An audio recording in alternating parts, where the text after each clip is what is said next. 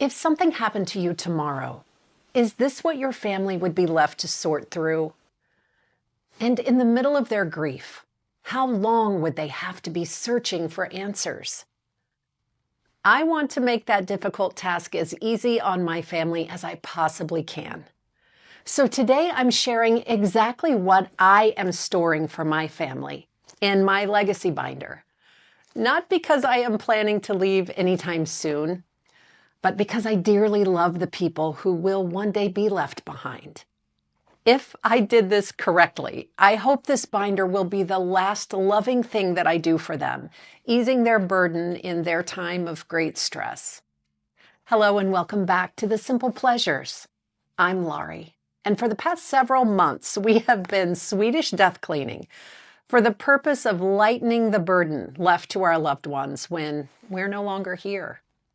In today's video, we are going to go through the specifics of what my husband and I keep in our legacy binder so that our loved ones don't have to search high and low for our important documents. If that sounds interesting to you, I invite you to like and subscribe, and let's get into it.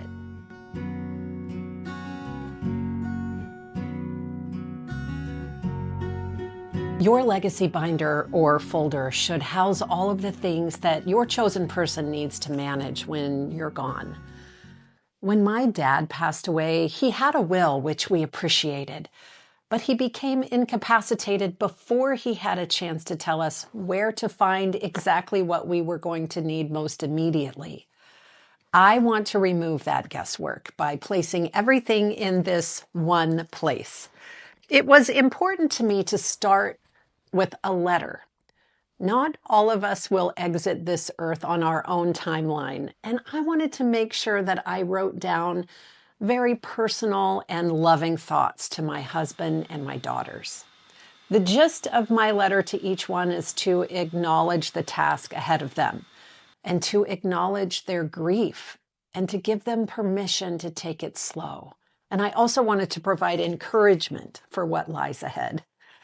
Man, I shed some tears when writing those letters, but what a gift I hope my words will be to them in their hour of need.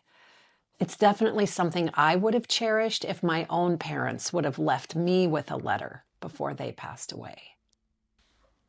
After the letter, let's start with the basics, the things that will be needed most immediately. Your will, which names your executor, and also your birth certificate and marriage license, if that's applicable to you. We also plan to store our passports in here as well. Your power of attorney and your advanced medical directive. Also, don't forget life insurance information. Place your policy in the binder. And if it's not already included, make sure the contact details are also very clear. And this is a good place to indicate what your final wishes are when it comes to your burial or cremation. These are decisions that will need to be taken immediately. Key contacts are really important to add to the binder. And I started with listing the names, the email addresses, and phone numbers of anyone who needs to be notified. I started with my immediate family, and then my extended family, my siblings, my in-laws, aunts, uncles, and cousins. And then I expanded the circle to include our pet sitter, our financial advisor, estate planning attorney, a list of our doctors, and our life insurance representative. One thing I recall when my parents passed away, they had scheduled out some doctor and dental appointments. So it was a helpful courtesy for us to just notify their medical professionals of their passing if they weren't already familiar. And then if you've already set up your own burial arrangements, make sure you include those as well, along with any paperwork that outlines what plans you've already made. So much of our personal information is stored securely behind passwords. Passwords change frequently, so it's not practical nor is it secure to write down your passwords in this document. I have an iPhone and it has a password manager that I use, so I just need to make sure that my loved ones know my iPhone passcode and that my password manager can be shared with family members. The one that I use does have a section to invite family members, and I've already added them. This is important for you to research your options now and decide what password manager works best for your particular situation. Then we move into the home and finances section. This is where you're going to place your home loan or your home deed information, the location of your bank accounts. It's important to indicate here what is paid off and what you still owe on. We placed our home deed and the letter that says our house has been paid off, and then all of our banking and investment accounts. We included contact details for those too. We need our family members to be able to quickly access our finances to pay for our final arrangements. Then the next section has to do with our medical wishes. These are decisions that no one wants to make, but to the extent that we can guide those decisions, it'll reduce the burden on our loved ones. We both have already memorialized those and placed those advanced medical directives in this section. If you have minor children in your care, the next section should spell out what plans you've made for their futures. Name their guardians and their teachers and provide contact information for those people. Also, information about any educational savings accounts that you may have set up to benefit them in the future.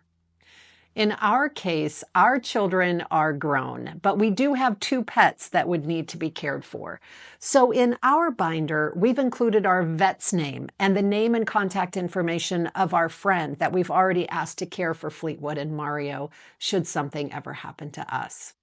I also left a page of very specific information about their care, their feeding, their likes, their dislikes. All of that is designed to make life less stressful for everyone if something should happen to us.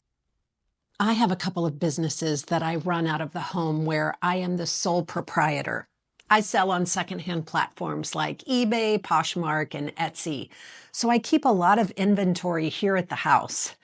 And I also have memberships and subscriptions to services that support my businesses that only I know about. So I have written out where I keep my business bank accounts, where I have a post office box, what subscriptions are coming out of my bank account every month, and what are the passwords to each one of those online platforms I sell on. I also left instructions on how to close out each one of those accounts when the time comes. And don't forget about your digital footprint.